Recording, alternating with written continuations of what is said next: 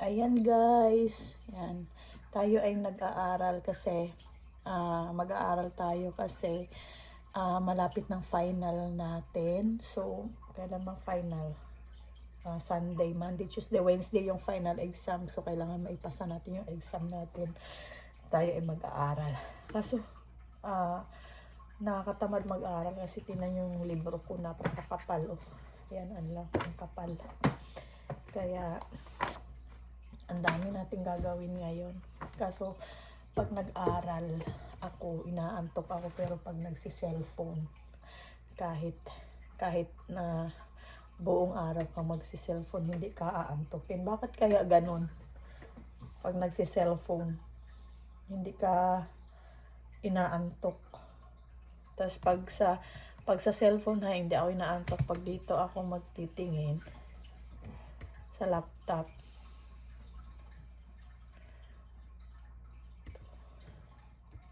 pag dito ako sa laptop magtitingin, mamaya wala pang ilang minuto na napapaganon na ako. Kaya lagi akong may cellphone. Pag inaantok ako, magsi-cellphone ako kasi pagka nagsi-cellphone, gising na gising ang diwa mo pag nagsi-cellphone ka. Diba? Yung mga tamad na estudyante, tamad mag-aral. Kasi yung mga matatalinong estudyante, yun, mahilig mag-aral yun. Ako hindi matalino, tamad ako. Kaso nagsisikap lang tayo para maipasa yung ating exam. So, dito tayo mamaya. Manood lang kayo dyan, manonood lang kayo dyan habang ako ay nag-aaral para hindi ako antukin. Samahan nyo na lang ako sa pag-aaral ko. Ayan, tayo maglalagin. Tapos magsusulat ako kasi ang style ng pag-aaral ko, kailangan isusulat ko. Dahil pagka nasa computer ka lang, hindi mapasok sa isip ko pag yung nagbabasa ka lang kasi hindi nga tayo matalino. Diba? Yung mga matatalino, isang basa lang sa computer. Yan na kukuha nila agad. Ako hindi. Kaya kailangan natin magsusulat ng mga exams. Tapos, ayan, ganito ang style ng pag-aaral ko. Nagsusulat ako. Yung mga ganito. Tapos, binabasa ko yung mga question. Tapos, babasahin ko, sasagutan ko para mapasok sa utak. Kasi mahina nga yung ating utak. Mahina, tamad mag-aral, di ba? Kaya, yan. Samahan nyo na lang ako para hindi ako aantokin, ha.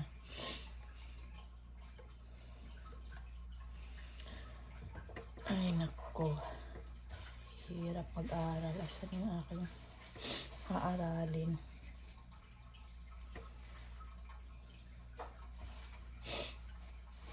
Dami, mahirap mag-aral guys kasi mayroon pa akong practicum, may trabaho pa, nagtatrabaho pa tayo, tapos magpa-practicum pa, kaya wala tayong choice kundi kung ayaw mo, hindi huwag ka mag-aral, diba? Kaya yung iba ayaw na, kasi lalo na pag may edad ka na, nahihirapan na yung utak mo. Tama ba yun, babe? Nahihirapan ang utak pagka may edad na, o hindi lang talaga magaling or tamad lang. Ay naku, nasaan na ba yun?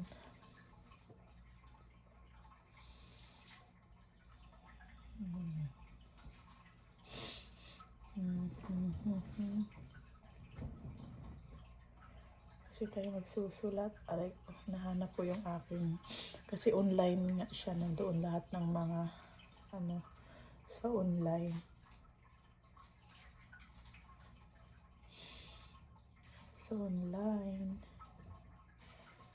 Hinahanap ko pa yung aaralin ko kasi nasa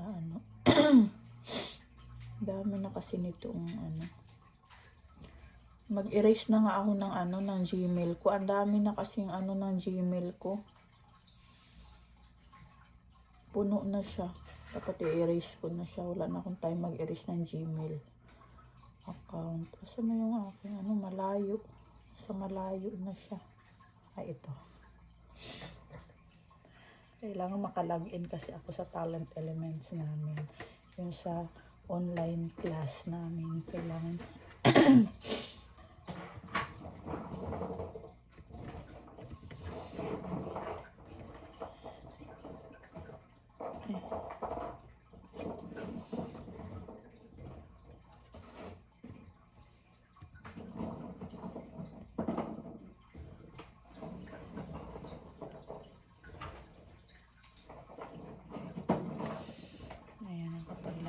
tapos hahanapin ko yung mga ibang chapter ng aming inaral kasi nakagawa na ako ng 100 ilan ba to kasi yung final exam namin 1 to 100 items tapos 100 items tapos 75% ang pasado, so sa 100 kailangan maka 75 correct ako para maipasa.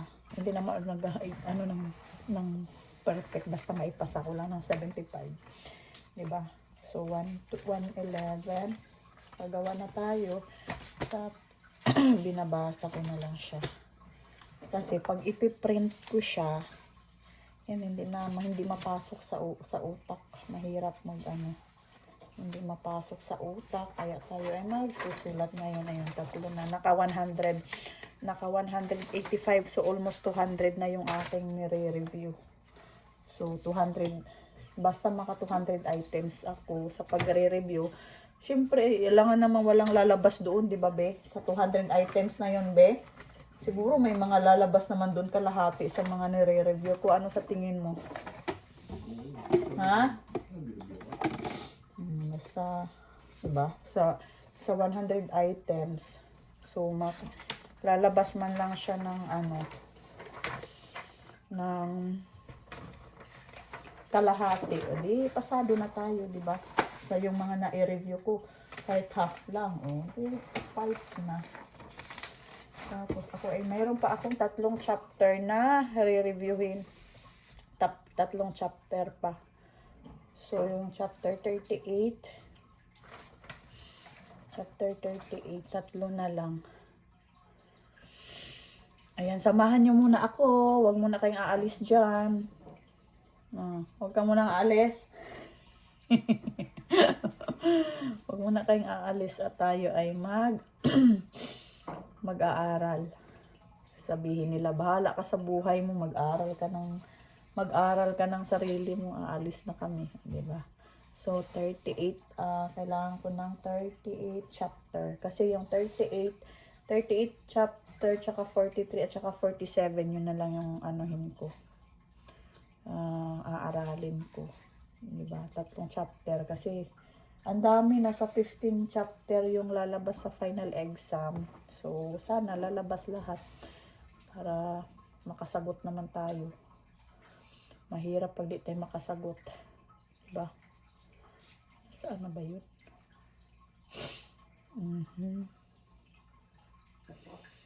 Chapter. Kasi dito sa Canada, pagka hindi ka mag-aaral,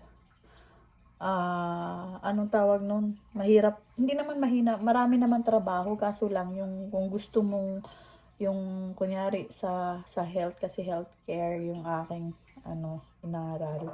So, kailangan mag-aral ka para makapasok ka sa hospital or sa nursing home. Kasi pag hindi ka naman kasi, pagka ikaw ay nurse sa hospital, tapos mag-apply ka as a nurse, hindi po pwede, kailangan mo talaga mag-aral dito. Kaya, mahirap yung 37, ano ito is 37, tingnan ko muna yung 37 chapter.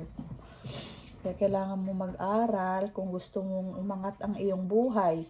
Meron namang naangat ang buhay na hindi nag-aaral. So, depende sa'yo. Sa akin naman kasi, parang pag nag-aral ako, yung parang may na-achieve ako sa buhay ko, diba?